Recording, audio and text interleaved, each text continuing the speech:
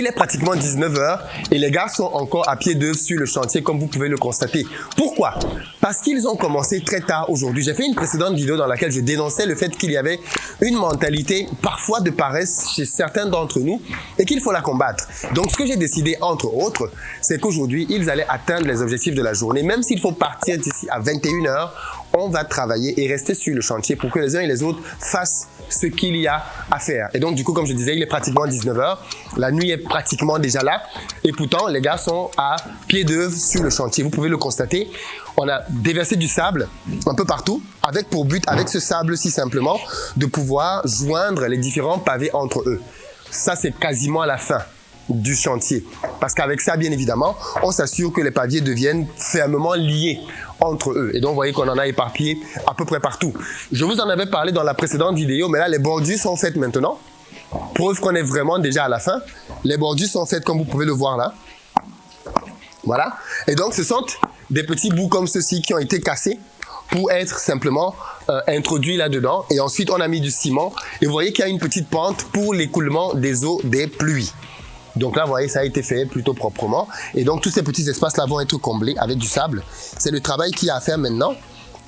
D'ici la fin, voilà. Donc, c'est ce qu'on est en train de faire là maintenant. Du moins, je m'assure que c'est bien fait aujourd'hui, pendant qu'il en est encore temps et que la lumière du jour nous le permet encore. Celui qui pose les pavés est en train de faire les dernières finitions autour du bâtiment. On a les deux murs qui longent le bâtiment, qui doivent eux aussi être mis en pavé. Le mec, il n'avait pas fait ça. Vous voyez comment les gens raisonnent? Il a fini de poser les pavés partout. Les poteaux du bâtiment, il s'en allait. Il considérait que pour lui, c'était terminé, il fallait le payer. Donc, bien évidemment, je lui ai rappelé que non, c'était pas possible, qu'il fallait qu'il aille jusqu'au bout et qu'il nous fasse un travail propre. Qui dit travail propre dit donc que, bien évidemment, tout devrait être bien mis jusqu'aux derniers éléments. Donc là, vous pouvez le voir. Il est à pied d'œuvre pour essayer de colmater les petites brèches. Et donc, c'est là que tous les petits bouts de pavé qui sont cassés là-bas vont être utiles parce qu'ils vont permettre de pouvoir colmater toutes ces petites brèches-là. Donc, tout ça, bien évidemment, il va terminer de colmater ça pour clôturer son chantier proprement. Et puis, ces derniers pavés que vous pouvez voir là vont être utilisés pour l'autre façade du bâtiment. Aussi simplement. Donc, on va les prendre et on va les mettre à l'arrière de l'autre côté. Et puis ici, là, vous voyez les carreaux là. On va bien évidemment débarrasser tout ça. Ça va être une partie fleurie.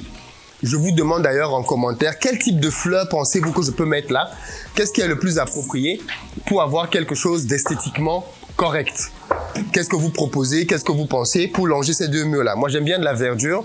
Donc, je vais essayer d'en mettre quand même un tout petit peu autour du bâtiment. Alors, aujourd'hui, j'ai une petite surprise pour vous.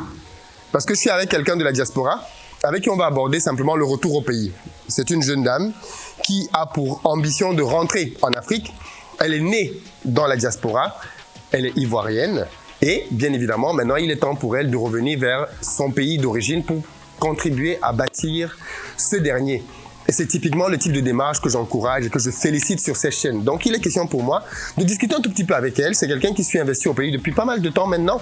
Et donc, je suis très content de rencontrer enfin pour la première fois et qui va nous parler un tout petit peu de ses motivations. Pourquoi est-ce qu'elle fait ça? Pourquoi est-ce qu'elle ne reste pas en Beng, en Europe, en France, là où la vie est belle, le paradis des Blancs? Pourquoi est-ce qu'elle décide de venir là où il y a les moustiques pour se battre avec nos problèmes qu'on a ici au pays? Salut! Bonjour Philippe. Comment tu vas? Ça va très bien. Tu veux que je t'appelle comment pour l'interview? Tu peux m'appeler Mathie. Mathie, très bien. Mathie, merci beaucoup d'avoir accepté de te prêter à l'exercice de l'interview. Enchantée Philippe. Tu peux juste te présenter pour celles qui ne te connaissent pas encore? Alors moi je m'appelle Mathie Ambadosso. J'ai 33 ans, bientôt 34. Et en fait le but aujourd'hui c'est d'être en immersion totale au pays, pour justement me rendre compte des réalités. Et ce que dit Philippe, c'est vraiment venir et de se rendre compte des choses et pas de se contenter de la théorie en fait. Je suis totalement d'accord avec ça. Il se trouve que beaucoup de gens fantasment sur l'Afrique et sont totalement déconnectés de ce qui se passe réellement ici. Et quand on est dans un process entrepreneurial, dans une démarche de retour au pays, ce que tu es en train de faire est juste génial et à la limite indispensable. Et il faut revenir plusieurs fois, autant que possible, pour commencer par se faire son réseau, s'habituer ou se réhabituer aux mentalités locales, parce qu'il faut le dire, c'est pas pareil. Et donc, du coup, je voudrais peut-être que tu nous parles un tout petit peu de ton projet. Qu'est-ce que tu veux faire ici? En effet, le but, c'est de revenir le plus possible au pays. Car moi, mon projet aujourd'hui, c'est de créer un hôtel. Créer un hôtel, parce qu'on se rend compte que on fait toujours les mêmes choses, en fait. Nous qui sommes de la diaspora, c'est toujours les mêmes projets. Ça tourne autour de construire un R+2, R+3, alors qu'on a besoin d'hôtels. Aujourd'hui, on est au pays, on a du tourisme, etc. Mais il y a un manque criard d'hôtels. Du coup, on se dit, moi je me dis, tiens, pourquoi ne pas créer un hôtel pour répondre à un besoin et faire autre chose surtout, quoi. Ne pas se contenter de faire toujours les mêmes choses dans l'immobilier. J'ai toujours voulu être dans l'immobilier, mais je me suis dit, pourquoi ne pas répondre à un besoin? Et ce besoin, c'est les hôtels. Je suis d'accord avec toi, hein. Il y a un déficit d'hôtels incroyable dans nos pays. On s'en rend même pas compte. Parce que quand on voit les grands hôtels, on a l'impression qu'il y a trop d'hôtels. Non. Ouais. À plusieurs reprises par mois, ces hôtels sont pleins en fait. À craquer. Mais je dis bien plein. Je sais ça parce que maintenant, quand je fais du transport, quand je vais prospecter ces hôtels, je pose ce type de questions. Mais ils sont souvent pleins, mais vraiment pleins, ils n'ont plus une seule place. Ouais. Et ça, la plupart des hôtels ici sont souvent pleins. Donc ça prouve bien que, en fait, ne vous fiez pas au fait qu'il y ait déjà de grandes institutions. Et puis l'hôtellerie, c'est quelque chose qui marche très bien, qui rapporte beaucoup, mais qui est très exigeant.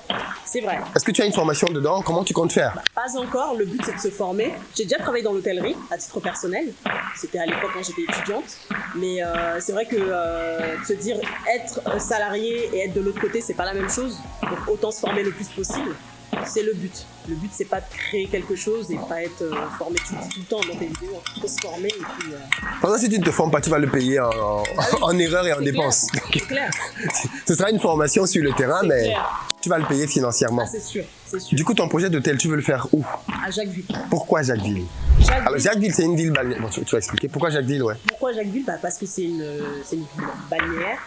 Après, je vais te dire la vérité, la pure vérité, c'était qu'à la base, je voulais me placer à Signy, mais c'est pas les mêmes tarifs en termes de terrain. C'est sûr. Du coup, Jacquesville était plus dans mes possibilités, ce qui fait que j'ai choisi Jacquesville pour justement...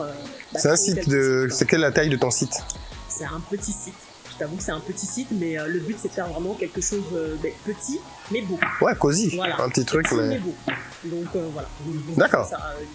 Tu as prévu de revenir ici dans combien de temps? Dans 2 ans. Dans 2 ans. Ouais, Donc, opération 2024, c'est ça? Ouais, exactement. Ah, mais c'est génial. Ouais. C'est génial. C'est un très, très bel objectif. Ouais. Tu reviens en famille? Je reviens en famille, ouais. Tout le monde est d'accord?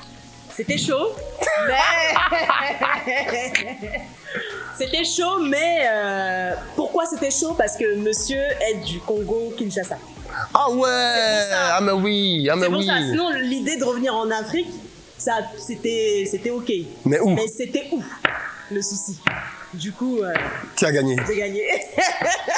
Oui, il y a beaucoup de choses à faire à Kinshasa aussi, ça, hein? C'est vrai aussi. Ah oui, il y a beaucoup de choses à faire et je ne suis pas... fermé aux différentes possibilités qu'il y a, mais pour le moment, en 2024, on s'est dit Abidjan. Ok. Donc voilà. Dans l'hôtellerie. Dans l'hôtellerie. Non mais ça c'est génial ça. Je dis ça parce que cette partie de revenir en famille, ça bloque souvent beaucoup. Hein. Il y a beaucoup de gens dans la diaspora qui, comme toi, veulent rentrer, nous surtout des femmes, parce qu'il faut le dire. Les hommes ont tendance à dire, je suis le chef de la famille, donc madame, tu me suis. Mais quand c'est une femme qui a un projet, qu'elle veut rentrer en Afrique notamment, c'est beaucoup plus difficile de convaincre. Est-ce que tu as un petit secret? Comment tu as fait pour... C'est dans le choix déjà de départ. Du conjoint, c'est ça? Ben oui. Philippe, c'est chaud. Surtout quand t'es une fille. Quand t'es une femme, c'est autre chose parce que tu te dis, c'est pas toi qui as le dernier mot en général. Ouais. Donc je me suis assurée de trouver quelqu'un déjà qui aime l'Afrique. Ok. C'est déjà ça. Je voulais vraiment quelqu'un qui aime l'Afrique, malgré le fait que je sois née en France. Je voulais quelqu'un qui soit né en Afrique.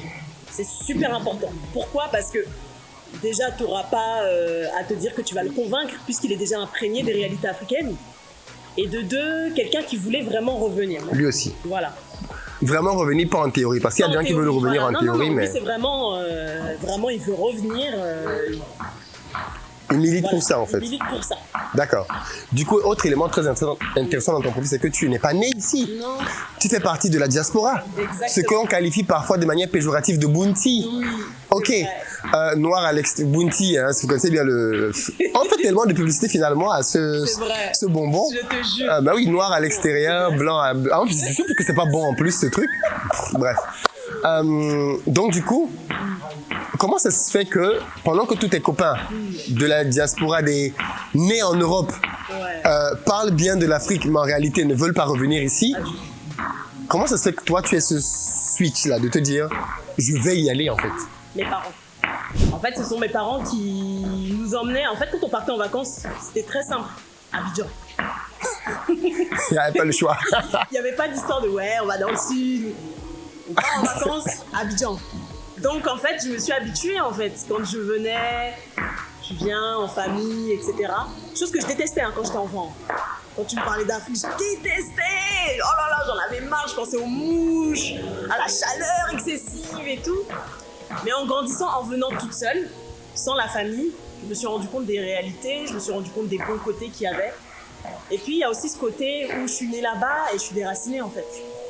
Je me suis dit, le déclic il est arrivé surtout quand j'ai eu ma fille. Je me suis dit en fait, si je réfléchis, moi je suis déracinée, ma fille ne sera même pas enracinée. Elle n'aura même pas de... Donc je me suis dit en fait, si je fais pas le pas de revenir, en fait c'est toute une lignée qui sera complètement déconnectée de l'Afrique en fait. C'est plus ça en fait qui a créé cette démarche en fait. C'est même pas le côté gain d'argent ou quoi que ce soit, c'est vraiment le côté où je me suis dit origine en fait, En fait c'est chaud. Retour aux sources. Si ma fille, mais ce que tu dis là, c'est tellement profond comme sujet. On n'en parle pas assez. Mais non. Mais je trouve que les Africains sont de plus en plus déracinés et les choses vont aller de mal en pis. C'est ça. De mal en C'est ça pis. qui fait que je veux revenir parce que je me suis dit, après ma fille, ce sera quoi? Bah, il y aura plus de traces. Mais Il y aura ça. plus de.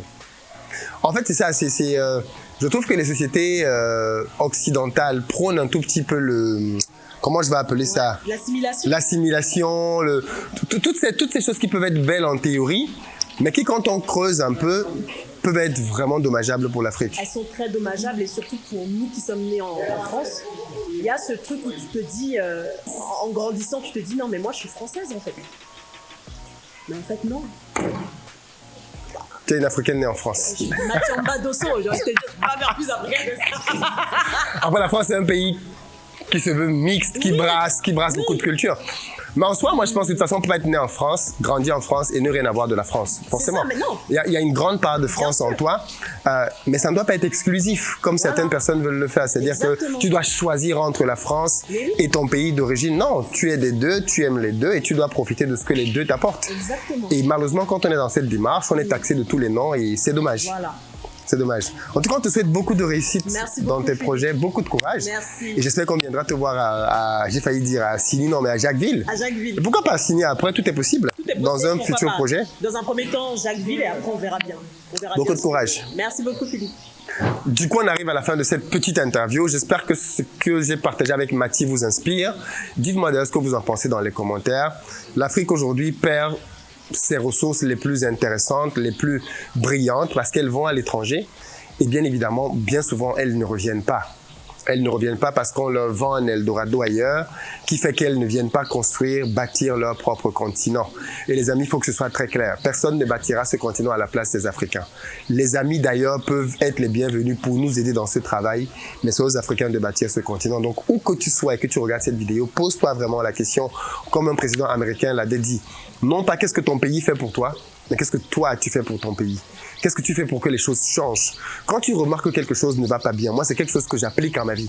Quand je remarque que quelque chose ne va pas bien dans un domaine bien précis, plutôt que de me plaindre, maintenant je me demande plutôt qu'est-ce que je peux faire pour améliorer cette situation? Je ne m'attends plus à personne. Je n'attends pas que quelqu'un d'autre vienne améliorer les choses. Je pars du principe que si j'ai vu ça, si ça m'a interpellé, c'est que je dois faire partie de la solution. Donc les amis, tout ce que vous avez pu voir en Afrique, qui vous a choqué parfois, eh bien, c'est peut-être vous les solutions pour ça.